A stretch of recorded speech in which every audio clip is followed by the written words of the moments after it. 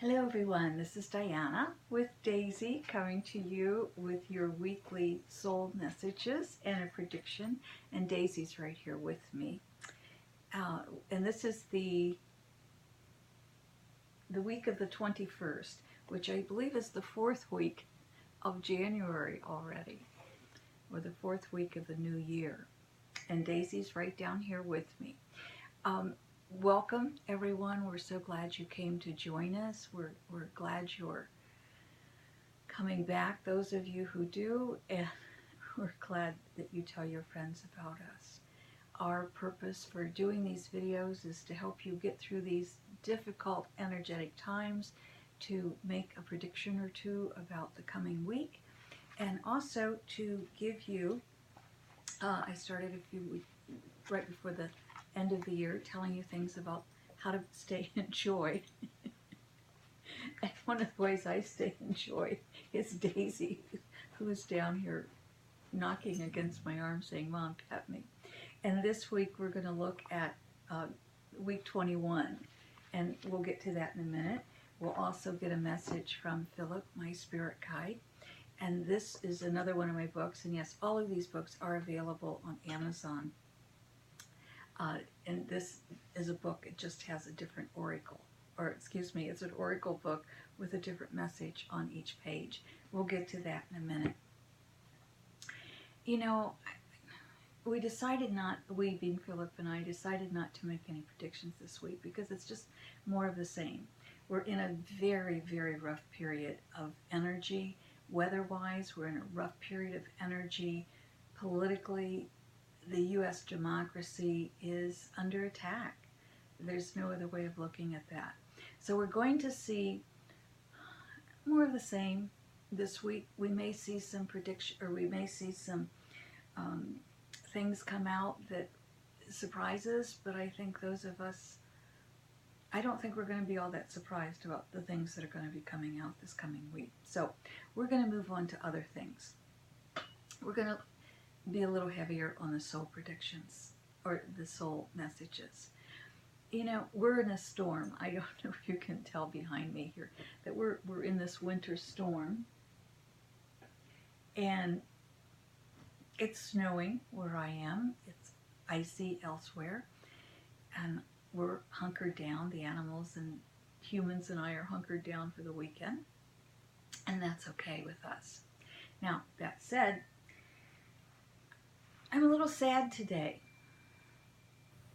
And the reason I'm a little sad is I'm so fortunate that I have this home where I live, beautiful home. I have Daisy and other critters to keep me company, and two-legged ones and loved ones to keep me company and checking on me. And I am very blessed. I have a furnace that works. I have a car that I can get through snow if I have to. I have a neighbor who comes down and plows out the lane. So I'm just very, very blessed. And I think about that, and it makes me sad that in one of the richest nations of the world, we have people who are living on the streets. We have children going hungry. It shouldn't be like that. And so I'm okay to sit with that sadness for a little bit and ask myself, what can I do about it?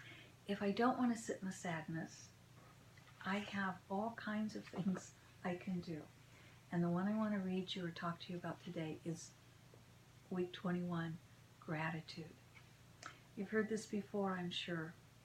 But gratitude, and I want to read part of this. Normally I just tell you what the process is and don't usually tell you about the story. But I just want to read you a little bit and then tell you what we need to do. Gratitude, the deep state of thanksgiving, will repattern and rewrite your brain for the greater reception of happiness. We can actually rewrite our brain. We can repattern it. We can rewire it. And, you know, 30, 40, 50 years ago, we had never heard the word of neuroplasticity. Maybe even 20 years ago, most of us had never heard of it. And maybe today, there are still many who haven't heard of the word neuroplasticity. But what neuroplasticity does, it's the neurologists have discovered those who work with the brain, that we literally can rewire the brain. And gratitude will help us rewire that brain for happiness. I'll talk to you about neuroplasticity more in depth some other day. But today I want to say, should you be thankful for everything that comes into your life? Absolutely not, and absolutely yes. For example, if somebody is nasty to you, do you need to be grateful for that person's nastiness, or even for that person being in your life? Certainly not. But happy people turn the other person's nastiness into a happiness advantage. But unhappy people dwell on the other person, what the other person said or did. So what we want to do, if somebody is nasty to us, instead of dwelling on that, we simply want to say, how do we turn the other person's nastiness toward our happiness advantage and find gratitude for that person or that person's act? Well, we start with, don't take the nastiness personally. Simply remind yourself that that person's nastiness has everything to do with them and nothing at all to do with you. Except we can learn and grow by asking ourselves, why did this come into my life? Did it help me create stronger boundaries? Did it come to show me how I can be kinder? Did it come to show me this person no longer belongs in my life? Did it come to show me that by choosing that I need to be very conscious of choosing respect how I treat other people with respect and dignity? Something that person may not themselves know anything about. So what I suggest is that in order to really get into gratitude, what I do is when I'm sad, I sit with the sadness for a little bit. I don't stuff it. I don't push it away. I sit with it. And I like to ask myself, why am I sad right now? And really look at that sadness. And then when I'm ready to leave the sadness, one of the easiest ways is simply to start saying, I am grateful for. And then put anything behind it I want. Certainly, I'm grateful for Daisy. And I'm grateful for my family. I'm grateful for all of you to be here. I'm grateful for your comments that you make. There's so much in my life. And today I'm very grateful for a warm furnace that's working. And I'm grateful for electricity, because where I live that can be a question in storms. So there's so much I'm grateful for. That's simply what we do. I also recommend highly a great gratitude journal. So what you do is you just get a blank book, and every evening before you go to bed, you write down one reason you're grateful. It may be something as simple as, I'm grateful I have plenty of toilet tissue. I'm grateful I can use it. You know, a few years back I had a motorcycle spill, and I know people look at me and say, you ride a motorcycle? Well, I did. And I had a spill, and I had 7 broken bones on the left side, and my right hand was broken. So the shoulder, the clavicle was broken, the shoulder bone, that was all broken, the leg, ribs, all kinds of broken bones. So I couldn't really move the left arm because of the shoulder being broken. I couldn't use the right hand because the hand was broken. So I was very grateful that even painful, I could choose toilet tissue. Can you believe I'm saying this? It doesn't matter what you're grateful for. It can be the silliest, smallest, biggest thing in the world.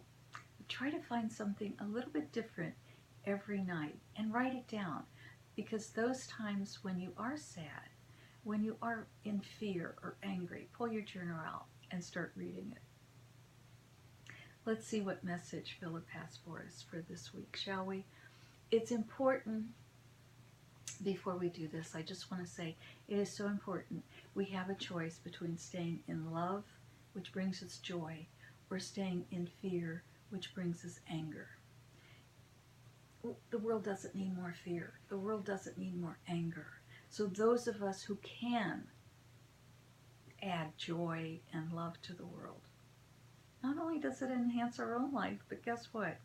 It enhances the world. And we are in a major transformation right now. The energy is so strong, And it creates, you know, it's going to create waves. It's going to create upheaval. We've had the blood moon. We have an eclipse Sunday night. Because of the clouds, I may not get to see any of this, but you may get to see it where you are. Use these strong, energetic times to make the changes in your life, not just to grouse about what's wrong. Certainly we want to have boundaries. Certainly we want to be aware of what's going on in our world that's painful. Certainly we want to make life better for all beings until around the world there is no more homelessness and there are no more children going to bed hungry or without their parents. Let's see what Philip has to say. Think left page or right page. And we're just going to flip through until we're, well, that was quick. I'm hearing left, but I will also read the right page. But on the left, it kind of goes along with what we're talking about. Imagine that. When you let go of your problems, they cease to become problems. We've talked about how changing our perspective can change our whole life. And that's really what this is saying. When you let go of your problems, they cease to become problems. If you're having trouble letting go of a problem, or you're worrying about something, I recommend my video, how to put together a worry jar. I'll let you go look it up, or I'll try to remember to put the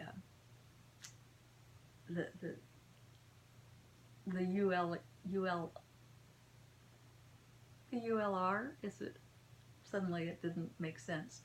I'll try to put that below, but in case I forget, just go on the site, Diana Rankin, here on YouTube, and look up about the worry jar, how to create a worry jar, and then make one. On the right side, it says, when you know it is not all that you need to learn, or what you know is not all that you need to learn. What you know is not all that you need to learn. Oh, my friends, you know, the more I learn, the more I know so little. There is so much to know. There is so much to learn. It's spectacular. I'll never learn it in my lifetime, but I'll keep on learning everything I can. Let's not get so tied into our own belief systems that we're unable to grow. Because as we grow, we're going to find joy. I wish for you a week of joy. I wish for you a week of being safe and warm, and remembering all those who aren't as fortunate as we are. Daisy and I love you. Thank you for accepting that love, and thank you for the love you send to us. Until next week.